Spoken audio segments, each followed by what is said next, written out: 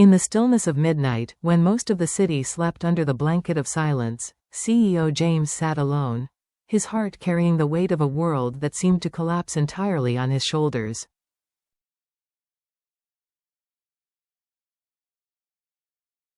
Outwardly, he remained composed. Inwardly, however, he was shattered.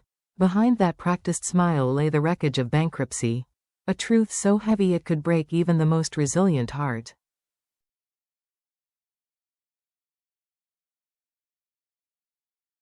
James chose silence over confession. If Diep, his partner, and little Nay, her innocent child, never knew, they would never bear the pain.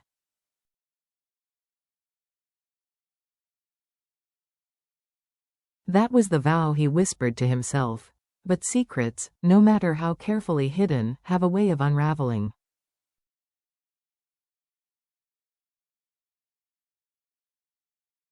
And when Diep discovered the reality he was desperately trying to shield from her, she faced an agonizing choice of her own.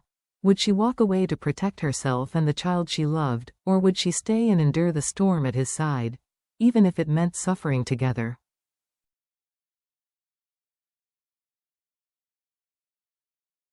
A world collapsing in silence. At dawn, when the sky was still pale and the city had not yet stirred, James parked his car by a deserted roadside.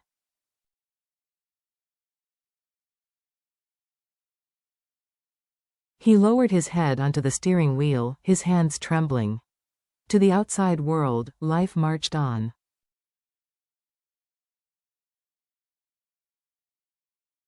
To James, time had frozen. The night before, his father, once both benefactor and tyrant, had frozen every bank account in James's name.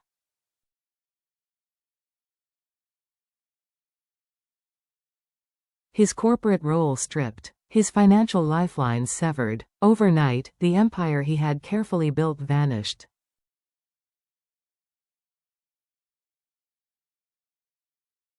This wasn't merely about losing money or titles.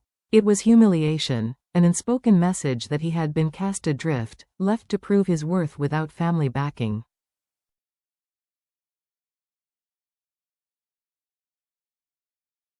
He could have called his mother, begged her to speak on his behalf.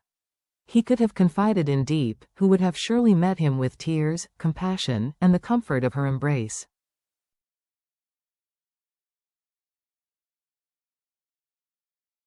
But as he stared at the fog lifting under the sunrise, he made a solemn promise: they would not carry this burden.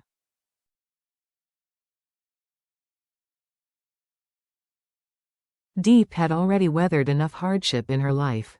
Little Nay deserved a childhood free from the shadows of adult struggles.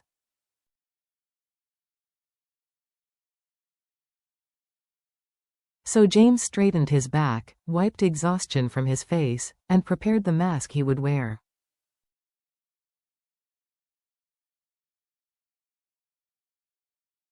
Pride, desperation, and unexpected support. That afternoon, his phone rang.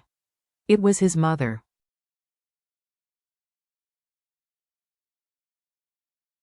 Her voice, heavy with sorrow, broke as she admitted she still had 5 billion Vietnamese dongs saved, enough to help him rebuild.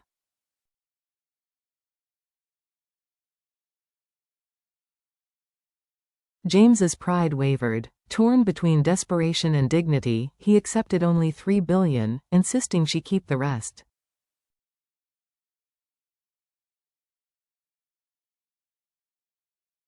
I will fix this on my own, he said. Yet inside, the crushing weight of uncertainty pressed on his chest.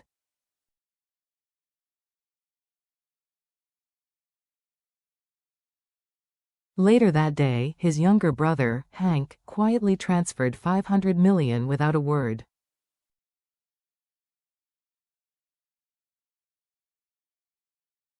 The gesture nearly undid him. Gratitude, guilt, and determination collided within James.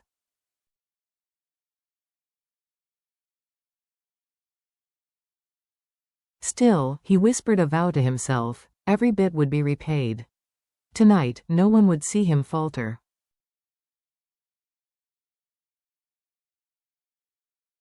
Whispers in the market. Meanwhile, in the small town market, Diep's hands were stained with earth from the morning's harvest.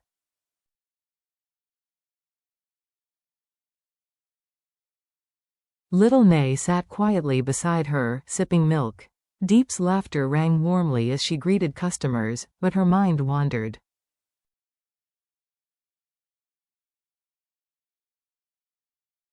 She remembered the last time James had looked at her, his smile intact, but his eyes distant, carrying a weight he didn't share.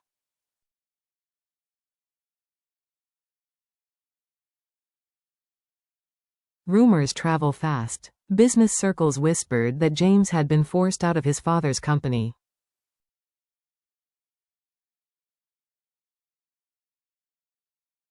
That his accounts were frozen. That he had been cut off. The thought of him carrying all that alone pierced her heart.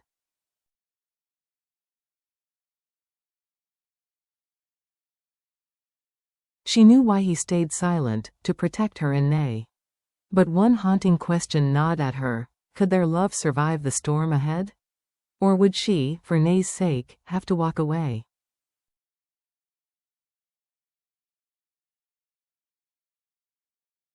Dreams that hurt to imagine. As evening fell, James drove past the farmhouse they had dreamed of building together.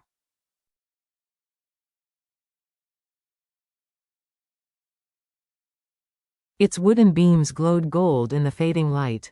He imagined Diep and Nay waiting for him on the porch, their laughter filling the air.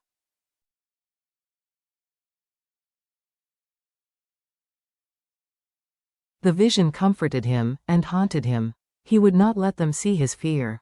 For them, he would endure sleepless nights, desperate deals, and the loneliness clawing at his soul.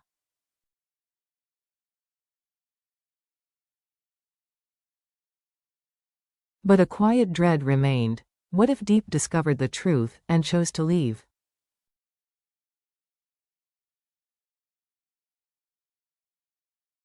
A fragile flicker of hope. The following morning, James drove aimlessly before dawn.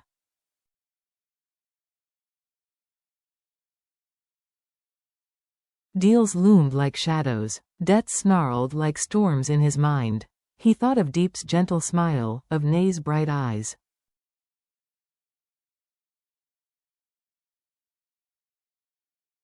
He needed a lifeline. By mid-morning, he met his old friend Trang at a familiar cafe.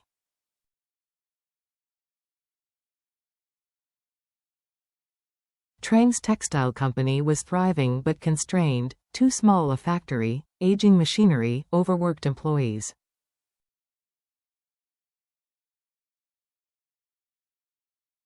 I offered you 20% last year for 3 billion, Trang reminded him. Now, 3 billion buys only 5%.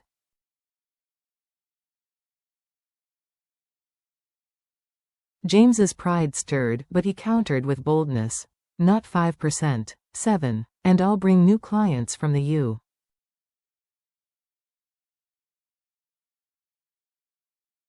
U.S. Restructure your operations, and manage part of the company myself. Trang hesitated, then extended his hand.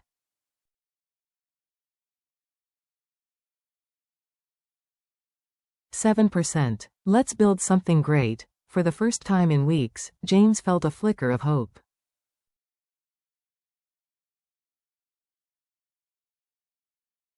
It wasn't salvation. Not yet. But it was a step. A child's innocent question. At the market, Diep packed unsold vegetables with numb fingers.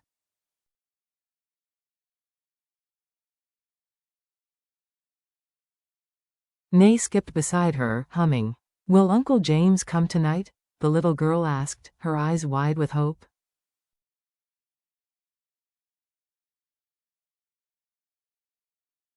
Maybe, sweetheart. He's busy these days, Diep replied, her smile faltering. That night, James visited the farmhouse again.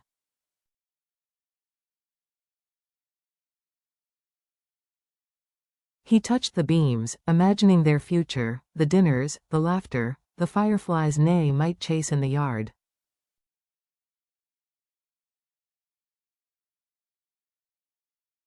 The dream ached like an open wound. He drove away before knocking, retreating into work.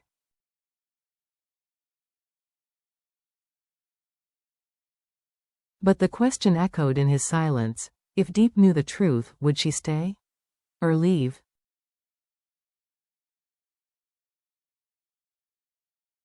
Breaking the silence, days blurred together. Diep moved through her routines with outward calm but inward turmoil.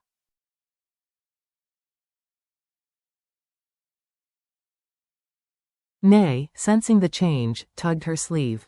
Why doesn't Uncle James visit as much? Did we make him sad?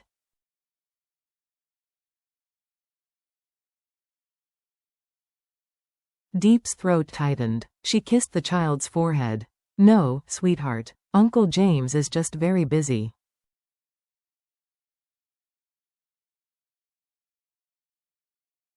Sometimes grown-ups have big things to fix. That evening, James finally appeared.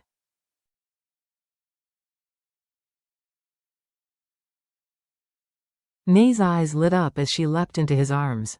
For a moment, joy returned to the home.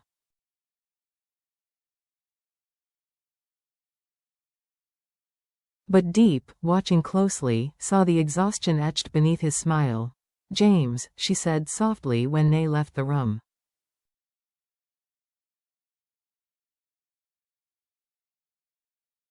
You've been distant, and I know something's wrong. He tried to dismiss it as work.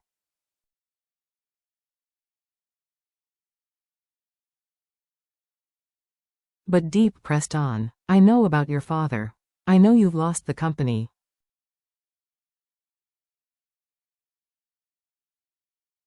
The mask slipped. His composure cracked. I didn't want you or Nay to worry, he whispered.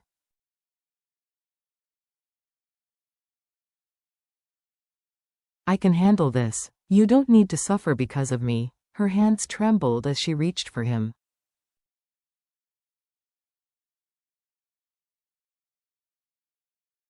Suffering doesn't scare me. Losing you does. For the first time in days, James let himself breathe.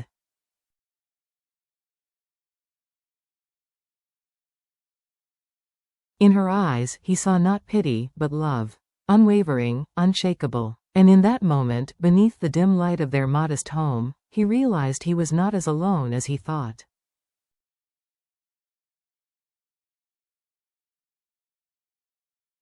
The larger truth. James's story reveals a universal truth. Even the strongest can be brought to their knees by hardship.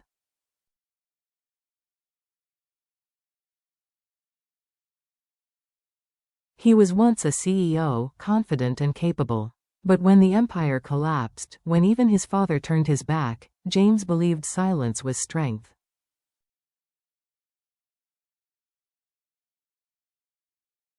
What he discovered was far greater. Love and trust are strongest when shared. Diep could have chosen the easy path, walking away when she learned the truth.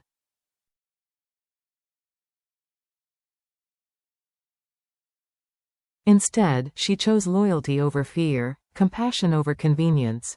Their story reminds us, love isn't about basking in the sunshine when skies are clear.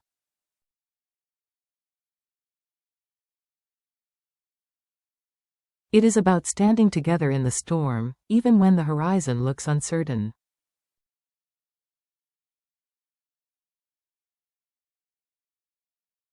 Lessons of resilience. Love as a decision. Real commitment is not about perfection, but presence, choosing to walk hand in hand even when the path ahead is unclear.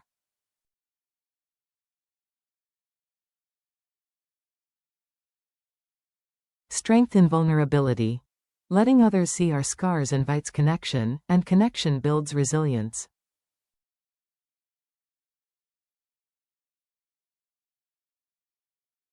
Hope in innocence. Nay's faith in James, her joy at his return, proves that small acts of love can heal wounds that money never could.